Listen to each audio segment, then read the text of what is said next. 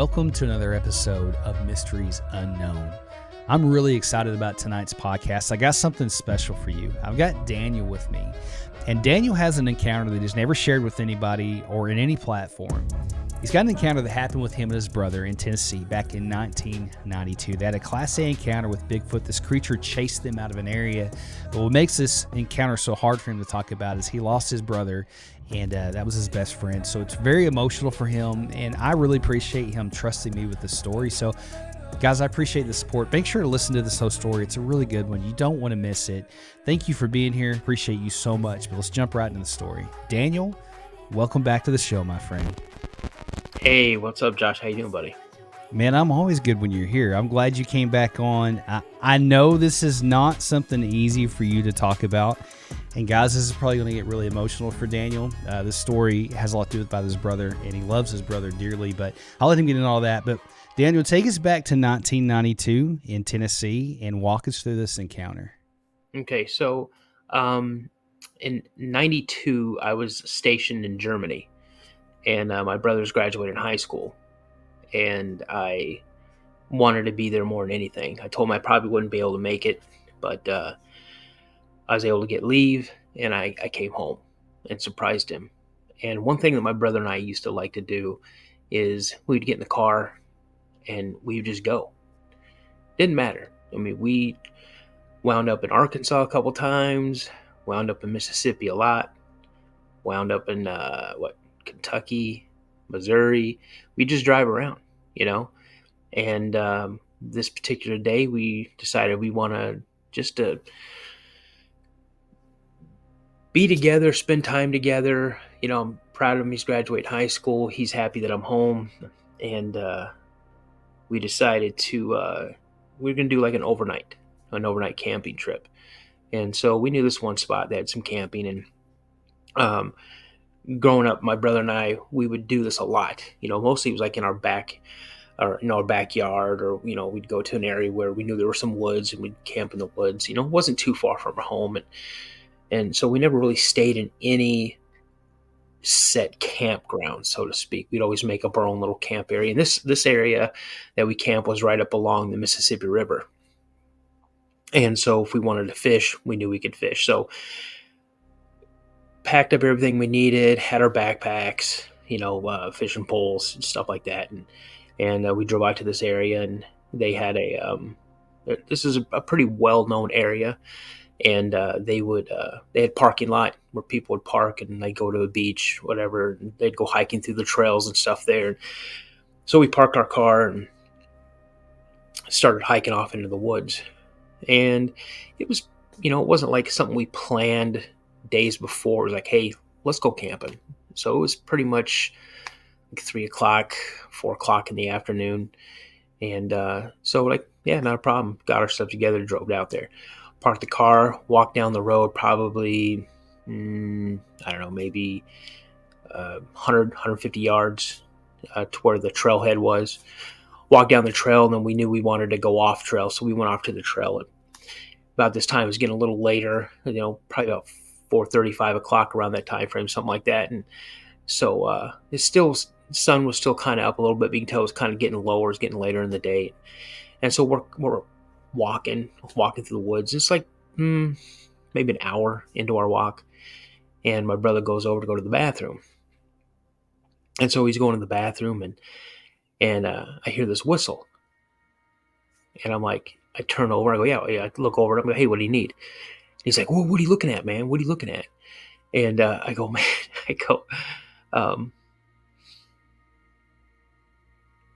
I'm going to try to hold together, it's, I go, man, did you hear that whistle?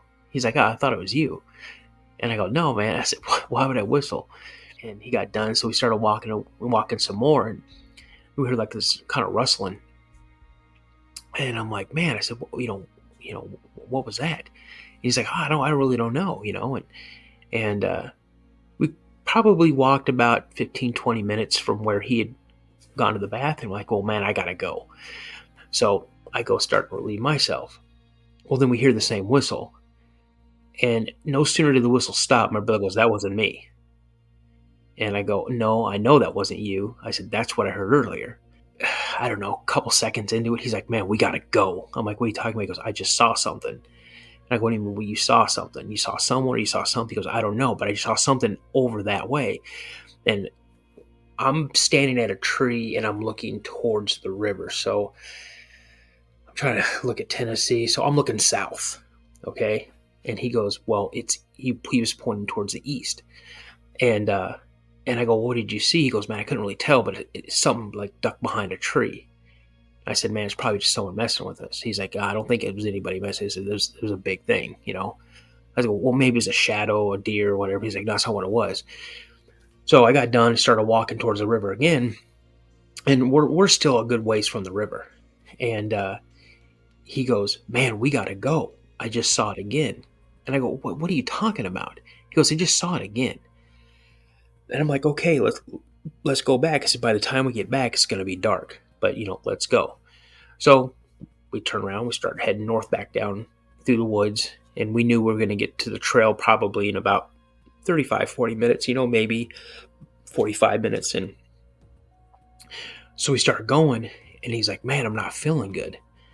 I'm like, what do you mean I'm not feeling good? He goes, I don't know, man. I just got this. I feel like it's heavy. I feel heavy. Like I feel almost nauseous. And I go, well, are you okay? He's like, man, I don't know. He like kneeled down and he goes, I'm not feeling good. I'm like, okay, well, hold on, man. I said, just take some deep breaths. I broke out a canteen. I take some drinks of water, and he took some drinks of water, and he kind of stood up, and then all of a sudden I get this feeling like, oh my gosh, I'm feeling like, bro, you just gave it to me. And he's like, man, I'm not. He goes, are you feeling what I felt? I'm like, yeah. So I took some drinks and stuff and kind of stood up and kind of compose myself a little bit. And I go, man, we need to go. And so we started moving a little faster through the woods. And for some whatever reason, I felt like I had to go to the bathroom again. So as I'm starting to go to the bathroom, I'm getting ready to go. All he does is he reaches over and he grabs me and he pulls me as hard as he can. He just pulls me like almost off my feet.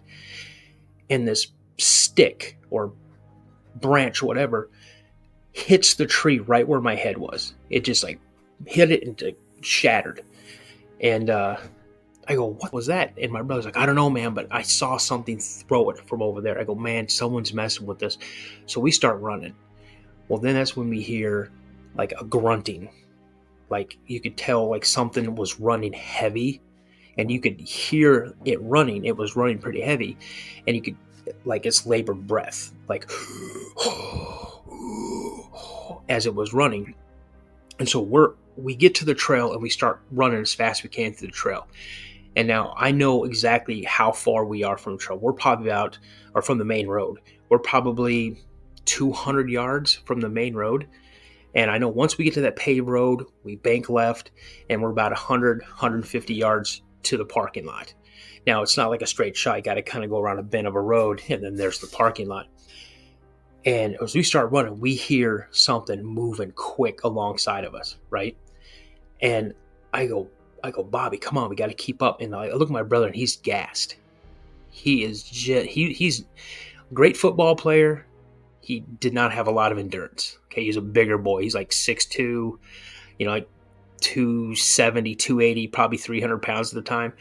So he was laboring for air. I'm like, come on, man, we got to go. So I'm trying to help him along. He's like, man, I can't go. I can't go. And I'm like, man, you got to keep going. You got to keep going. He's like, no. He goes, go ahead. Just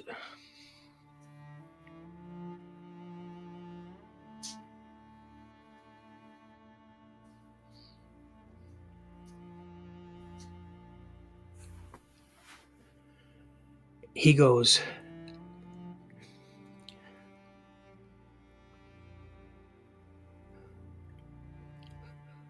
tell mom I love her.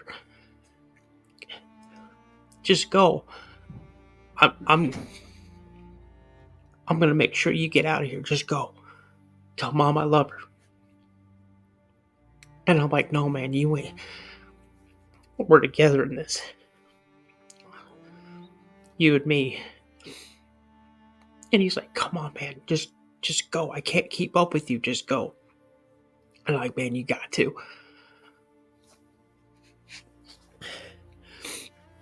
And so I grab him and I'm pulling him along. I'm like, come on, man, we got this, man. We got this. We can do it. We can do it. Let's go. And he's going and he's, I look at him and he is just giving everything he's got. And we get to the road. And I'm like, Bobby, we're almost there, man. We got it. We can do it. Just keep doing it. And he's like, man, I'm tired. I can't go anymore. I'm like, no, we got to go.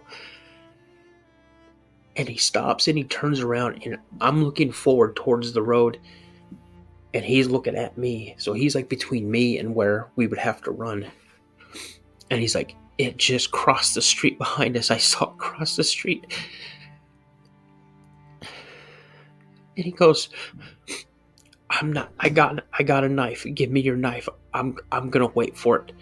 And I'm like, come on, let's go, man. We got it. And he's like, I can't go anymore. And I just looked at him.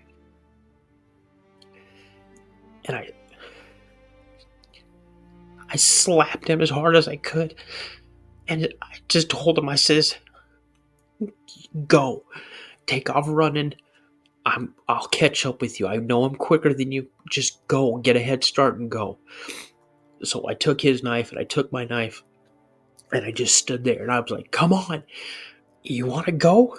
Let's go. Let's dance. I'll give you everything I got. And I hear my brother, come on, let's go, let's go. And I look, and he's getting ready to go around the turn, the bend in the road, which is about 75 yards ahead. And I knew I could sprint that and catch up to him. So I take off on a dead run, and I hear something tearing through the road or through the woods on the other side of. So if I'm running, it's on my right hand side. I hear something just like barreling through the woods. It's not a bear. There's no bear in this area. It didn't sound like a person. This thing was moving quick. Like it had attitude. Like it had purpose. And I'm at a dead sprint. And it felt like I was running in slow motion, but I know I was moving.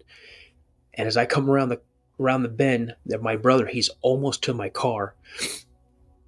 And I just kick it in as fast as I can. And I'm at a dead sprint. He's sitting at the door at the car now. He's like, open the door, and I had the keys in my pocket. I didn't have an automatic unlocker, so I'm dead run, and I Dukes of Hazzard across the hood of the car. I couldn't land it. I went up and landed on my back and my pack. Got up. I don't know how I got it because the air got knocked out of me. The wind got knocked out of me. Was able to unlock the car. Threw everything in, jumped over, popped the lock on his car, on his door. He jumped in, threw his stuff in the back. I started it. I was already pulling out before he even had the door shut, and we took off. And as we took off, there's another road. As you go around, you have to go around. This road comes around, and then like there's like wood. The woods that this thing was running in was between the road I ran on and then the road I'm driving on to leave this area. And he's looking and he's like, faster. He's like, you got to go faster because I can see it. It's right alongside of us. And I'm looking and I don't see anything, but he's yelling at me to go faster. So I just put it down as fast as I could, as hard as I could. And we took off, came to the T stop. I didn't even stop. I turned left and we got out of there. And that's the absolute last encounter I ever had. Good grief, man. I don't even know where to start. First of all, I do want to say that thank you for being brave enough to come on here and share that encounter. And maybe not so much the encounter as scary as it was, but I know that involved your brother, and I know how much you loved your brother. And, that's a memory that you shared with him that nobody will ever be able to take from you. So thank you for sharing that with our audience. And, coming on here and talking about that, I wonder... I would love to know what your opinion is, but what do you think it wanted, and what do you think kept you guys from, getting killed that night or that day and making it out alive? I have no idea. Honestly, I don't. And this is, you are the first person I've ever told this to. I've tried, and I just can't bring myself to talk about it.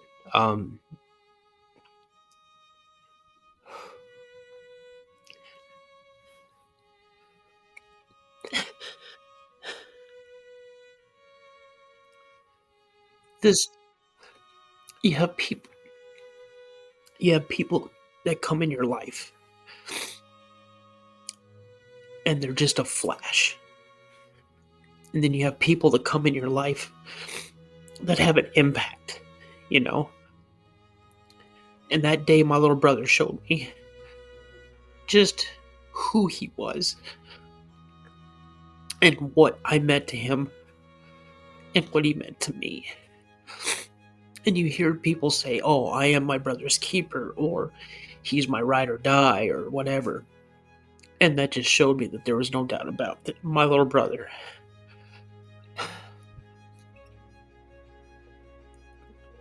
was willing to give everything just for me to have a chance. And no, I wasn't gonna let him do that.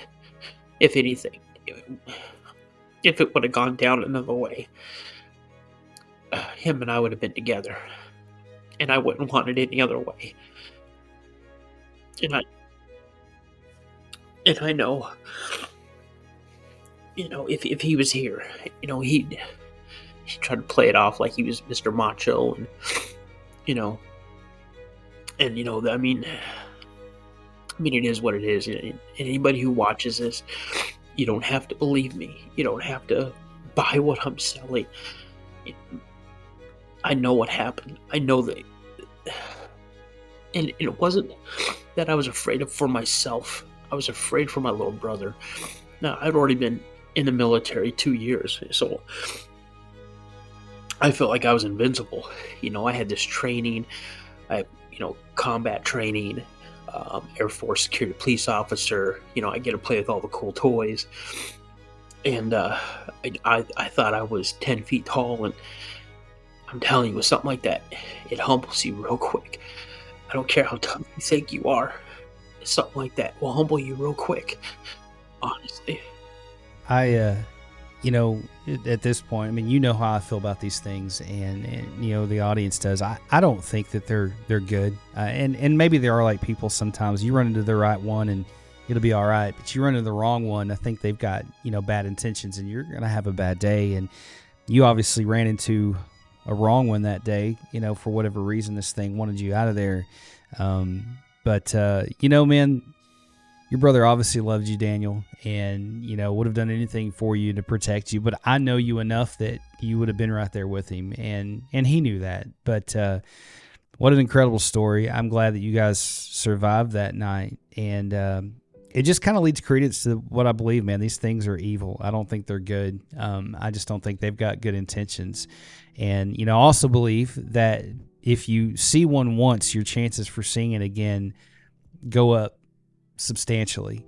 Why that is, I don't know. But I've talked to a lot of people on this platform, and generally if they've seen it once, they're going to see it again sometime in their lifetime. And I know you've had several experiences, but you're very believable, man, and your stories never change. And I know you don't have anything to gain by sharing that. I know that was not easy for you to do. So I appreciate you sharing that and just sharing that with our audience. And thank you again for your service, man, for what you did for our country. I appreciate that very much. I know you talked about your brother getting sick. And there's a lot of people who talk about that, where they get sick and things like that. And then you got sick. Why do you think that is? And describe to the audience if you smelled anything. And obviously you sense fear, but how did you get sick? What did that feel like? So you asked, what did I feel? I wish I knew what my brother felt, because it hit him first. And it just, when it hit him, it's like he just immediately stopped. Just like immediately stopped. And he's just like, "Man, I don't feel good." And he just bent over, and he was trying to throw up, but it wasn't like he was dry heaving. With me, when it hit me, I just felt like, if anybody out there knows, when you feel like you're about to throw up, your mouth starts to water, and just like all of a sudden it hit me as well. And I got real dizzy. I got a real bad headache. I felt like I was losing my balance, but I didn't throw up, and I had to take some deep breaths. Smelling something, Um, I don't recall smelling anything really potent or anything like that. I know we smelled something when we went into the woods, but I just pass it off as maybe an animal or something like that. It was a really like thick, musty smell, like musky, um, um, definitely a urine smell. So I was just attributed to maybe skunk, deer, whatever, you know. And when I was able to come to, get my wits about me or whatever, kind of shake it off. Um, Maybe the first 25, 30 yards, I still felt really like lightheaded. Um, uh, I'm not saying dizzy, not so much fully of nausea as I felt earlier. Um, but again, it seems like when we got to the road, it's like fresh air hit us for some reason. I feel like we came out of something and like we were in a bubble of something, it seemed like, and then we hit that fresh air and it kind of snapped us up, and then running, and I think, I don't know what it was. I mean, I hear people say infrasound or something like that, um, and infrasound is known to make people nauseous. Um, and when I was running with my brother trying to encourage him, I felt dread. Like I felt like I've got to do everything I can, but I got something breathing down my neck and I'm not going to be able to do anything about it. You know, especially when you land on your back and you were able to get your keys and get in the car and take off. So I'm probably reverted back to your training from the military. I know in law enforcement, things pop up and happen, and we just go back to our training. Your body just does what it does. Your brain disengages, and I'm glad that you guys did that. And I think there's a lot of things in God's universe that we don't understand, and Satan can't create anything, but he can manipulate a lot of things. And, that's why I kind of lean towards the Nephilim with these creatures and things like that. But, well, I mean, through that whole experience, like I said, this is what I heard. I heard two whistles. I heard something moving through the trees, tearing through the underbrush, but I never saw anything. My brother, however, saw it multiple times. And I think when he saw it the clearest is when it ran across the street. And that was it. That now this street is like a 2-lane street. It's not just like a single lane street. It's like a 2-lane street. And he said it moved so quick across the street, like it was there and gone. And then when we were taking off to leave the place, he said he saw it easily 10, 15 yards or meters or whatever inside the tree line. He could see it moving, and it was like it had no problem moving through the brush or whatever. Like it was just moving. And thank goodness for V8. Honestly, if I would have been driving anything smaller, I think that thing would have push it over. But I mean, people who's had multiple encounters or experiences or whatever, and things that I've read and things that I've seen and listened to, you're right. You can have good and bad in anything and everything you come across. From what I understand, the Sasquatch, Bigfoot, down south they call them boogers or wood boogers. They have a bad disposition.